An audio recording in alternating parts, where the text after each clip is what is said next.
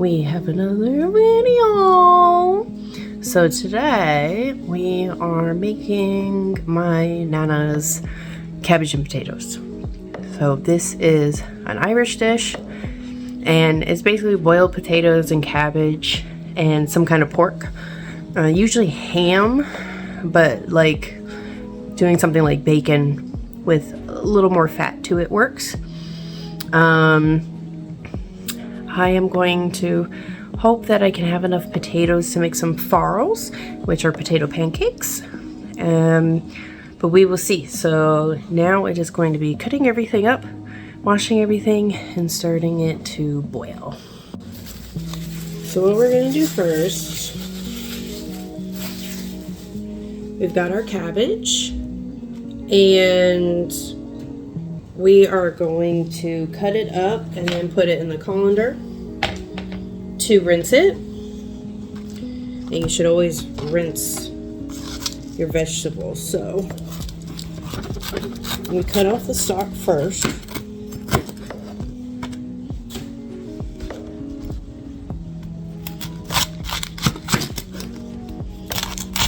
And then you're gonna cut it, so this is gonna be pretty chopped.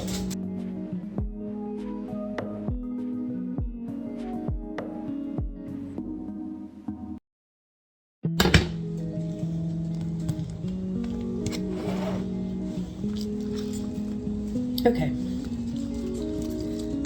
So now what you're going to want to do is chop it like this. So you want decent sized pieces. You don't want it as small as you would do coleslaw. You want it into decent sized pieces. And basically, I'm then going to take it apart and see what we got. See, like this is fine. Decent sized pieces. And when you have that all done up, you're going to put it in your colander and we're going to rinse. If you've got big center pieces, this one's pretty small, but look, they fall apart. And then remember, we're boiling it, so that's going to make it soft. So it's gonna come apart easier. So don't be afraid if you've got these big chunky pieces, because even when you boil it, if it's cooked and you still feel like, it's a little too big, it's okay. You can always cut it up and make it smaller. We just do it in these nice big pieces because this is just kind of just how we've always done it. Once you've got them rinsed, get your pot out. Put everybody in the pot. And remember, this is a vegetable, especially like leafy greens. When you cook them, they will shrink. So just remember that. They will shrink. They will usually get around half the size that they are. So most of the time when I make stuff like this, it looks overfilled, but this is going to go down in half. So don't be worried about it. Once it starts boiling and it starts cooking, it's all going to go down and it's going to go the way that it should. So far, I'm at least doing 1 head of cabbage, and then I'll probably do about 7 potatoes. Just to give you an idea, I will know when I see it, like how it looks, if I've got the right amount going on, and then I can tell you all you should be putting this much in there. Now remember, this is going to feed quite a few people, but it also freezes fairly well, and it does well in the freezer for about a month or 2. You can still get quite a bit out of it.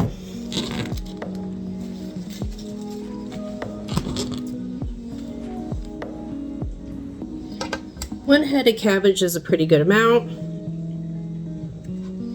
Remember, this is going to go down. If you don't have a pot bigger than this, like this is I think a little bit smaller than this pot.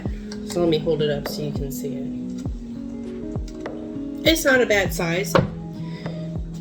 You can always just make another pot if you feel like it's not enough. If you have enough time to do it, make a second pot and just do it. Some of these pieces I'm gonna have to break up. There we go. And just do it. Just make a second pot and it's fine. Ooh, this leaf is no good. So we see the black dots on there and some of the gray. No good. We don't want that. We don't want that.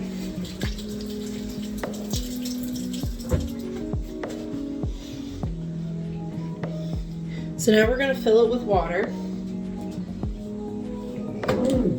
Probably the easiest way is going to be with my spray nozzle.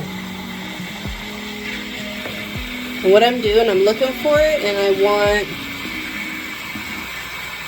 the water to come up about 3/4 of the way. We're almost there. I can see it. And I'm definitely getting sprayed. So I have 3/4 of the way. If it starts cooking and you feel like you need to put more water in it, then put more water in it. If you feel like the water is rising too high, take a cup or a ladle and spoon some of it out. Okay.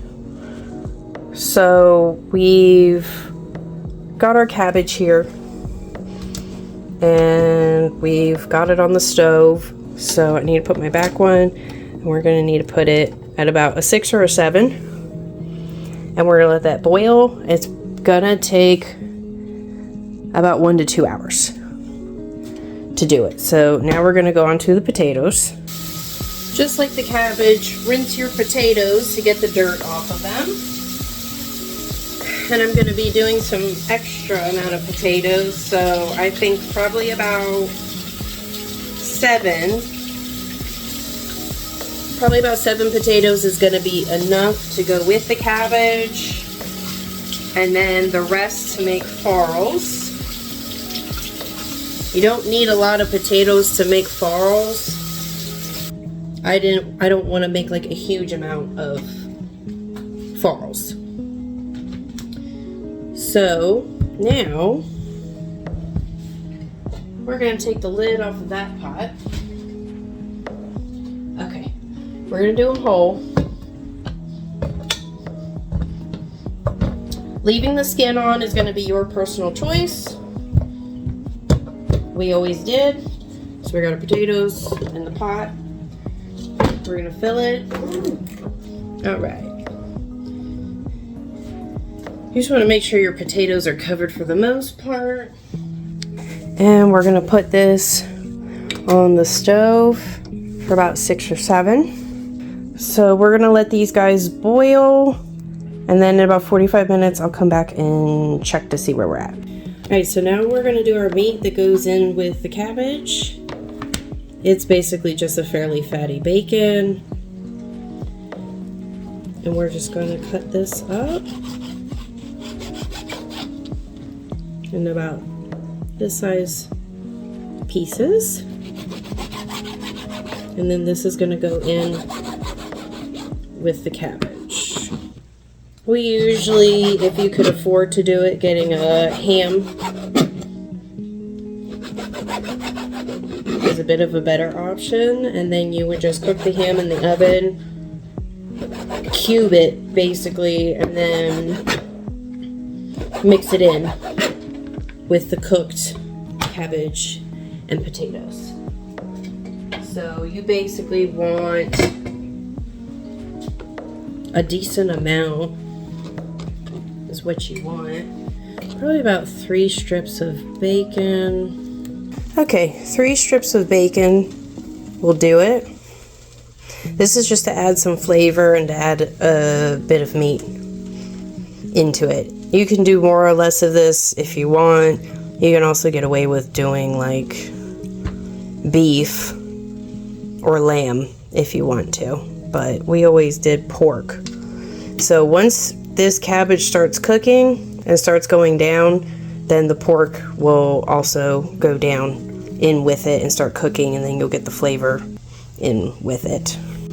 All right, now that we have a nice boil going on with the potatoes, we're going to leave the lid off, and we will likely do the same thing. We will do the same thing with the cabbage. You can kind of see it's starting to go. But I'm going to wait a little bit longer, a couple more minutes before I take that lid off. Okay, we are at the, let's see, it was 6:30, hour and a half mark. And I am stirring the cabbage to get the meat down underneath of it. But it's still hard. So we're gonna go another 30 minutes and see where we're at. And now we're gonna check the potatoes.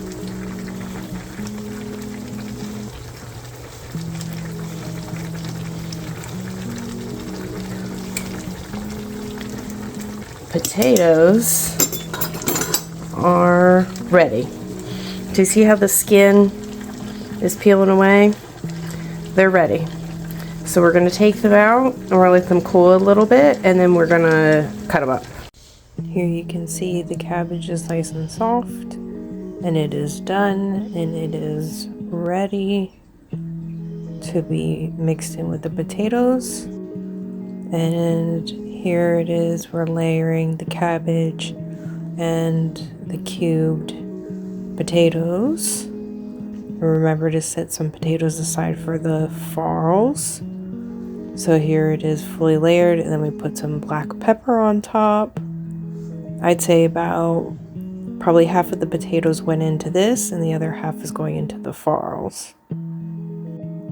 So here I've made the dough for the farls. I've mashed up potatoes with some flour.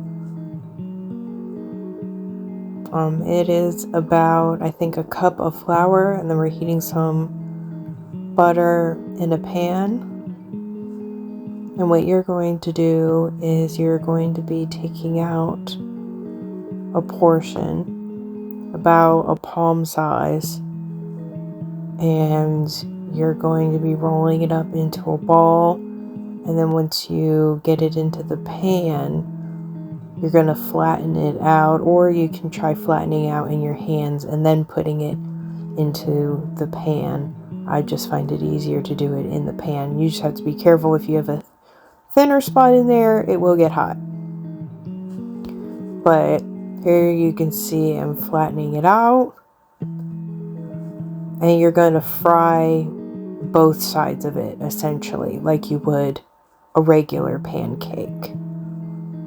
And then once it's fried, they're done.